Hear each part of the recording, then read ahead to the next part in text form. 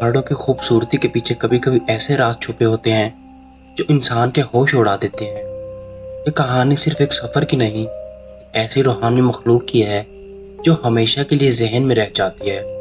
हुंजा जैसे सुकून भरे इलाके में जब रात ढलती है तो कुछ और ही लगता है। तैयार हो जाइए एक ऐसे वाक़ये के लिए जो आपके दिल की धड़कन तेज़ कर देगा। ये वाक़या मेरे खुद के साथ हुआ था जब मैं, मेरा दोस्त और उसकी फैमिली सैर के लिए हुंजा गए थे। रात का दूसरा पहर ख़त्म होने को था। हम नारान से तकरीबन 12 या 13 घंटे का थका देने वाला सफ़र तय करके अलीबाद पहुँचे।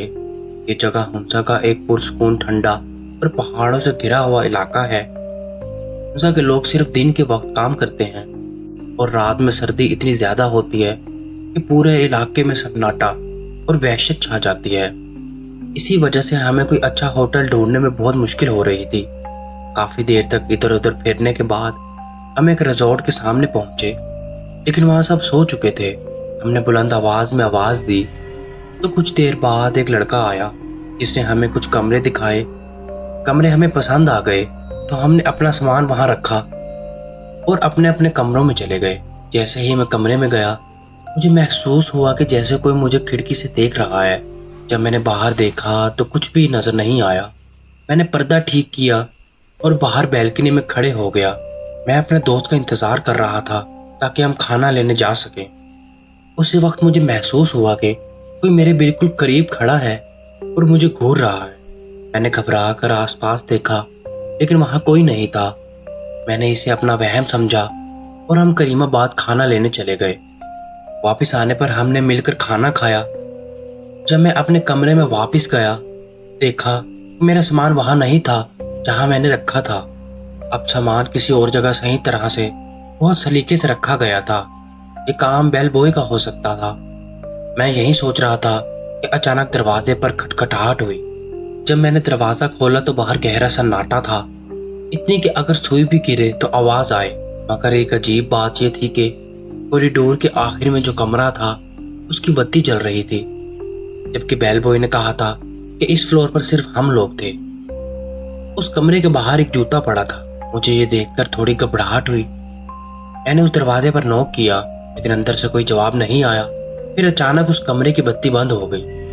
मैं डरा और वापस अपने कमरे की तरफ तेजी से चलने लगा। रास्ते में मेरी नज़र गार्डन में लगे एक बड़े सींगों वाले मारखोर के सर पर पड़ी जिसका मुंह मेरी तरफ था, और उसी वक्त नीचे से एक काली बिल्ली निकलकर सामने से गुजरी। मेरी तरफ देखती हुई वो बिल्ली बहुत तेजी से मेरे पास से गुजरती हुई सीधे छत पर भाग गई। उसे देखकर मेरे रोंगटे खड़े हो गए। मैं घबरा गया और फौरन अपने दोस्त को बुलाया। साथ ही मैंने आयतल कुर्सी का वजीफा शुरू कर दिया। जब मेरा दोस्त आया तो वहाँ कोई जूता नहीं था। उसने मुझे तसल्ली दी और कहा, मैं तुम्हारे कमरे में ही सो जाता हूँ। लेकिन मुझे ये ठीक नहीं लगा और मैंने उसे वापस भेज दिया। खुद अपने कमरे में आया और लेट गया। मैं अब भी उसी बात को सोच रहा था कि अचानक मुझे महसूस हुआ जैसे कोई मेरे सर पर हाथ फेर रहा है, जैसे मुझे धीरे धीरे दबा रहा हो। कान की वजह से मुझे इसमें सुकून मिल रहा था, लेकिन डर अपनी जगह बरकरार था। जैसे तैसे करके मैं रात गुजारती। सुबह उठते ही बेल बॉय को बुलाया, तमाम वाकया तफसील से सुनाया। उसने मुस्कुराते हुए कहा, यहाँ ऐसा कुछ भी नहीं है सर, ये सिर्फ आपका वहम होगा। हम तो सालों से यहाँ हैं, कभी किसी मेहमान के साथ ऐसा नहीं हुआ। मुझे महसूस हुआ कि शायद वो इसीलिए ऐसा कह रहा था क्योंकि हम उसका कमरा छोड़कर जाने का सोच रहे थे, और वैसे भी उन महीनों में हुंजा में मेहमान कम ही आते हैं। जब मैंने उसे सामान के बारे में पूछा तो उसने कहा कि सामान सही जगह पर रखना उसका काम है। ये सुनकर मैंने उसको सख्ती से कहा वो दोबारा मेरे कमरे में ना आए, लेकिन मैं वो राज भूल ही नहीं सकता।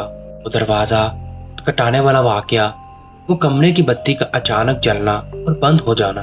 खैर, हमने दिन का वक्त घूम कर गुजारा। जब रात को वापस अपने कमरे में गए तो देखा कि सामान फिर से बहुत सलीके से रखा हुआ था। मुझे गुस्सा भी आया और हैरानी भी कि मेरे मना करने के बावजूद बेल बॉय फिर अंदर कैसे आया। रात का वक्त था तो सोचा सुबह इससे पूछूंगा, लेकिन उस रात फिर किसी ने दरवाज़ा खटखटाया। दिल थाम के जब मैंने दरवाज़ा खोला तो वही गहरा सन्नाटा और कॉरिडोर के आखिर वाले उसी कमरे की बत्ती फिर से जल रही थी।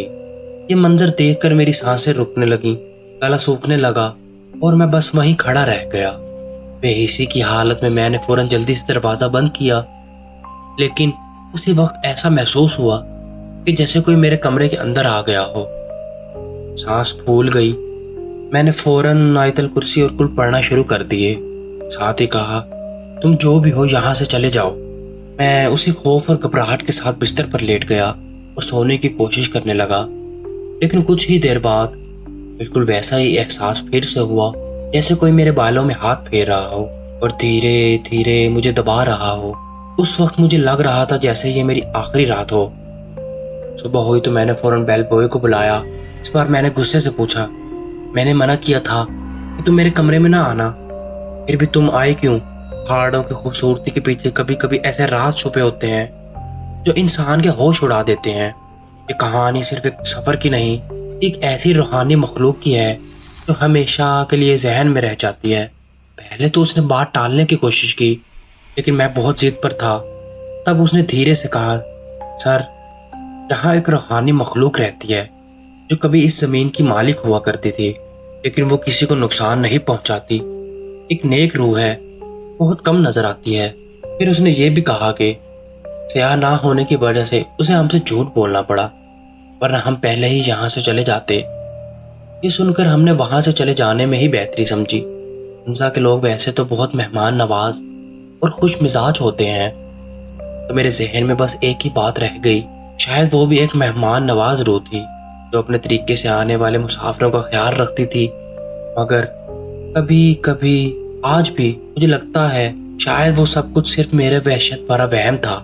बात तो तय है, कुछ हकीकतें पहचानी नहीं जाती, सिर्फ महसूस की जाती हैं। अगर आप कभी हुंजा जाएं और किसी कमरे में ठंडी हवा चले या कोई आपको छू कर गुजरे, तो याद रखना शायद कोई रूह आज भी अपने मेहमान का ख्याल रख रही है।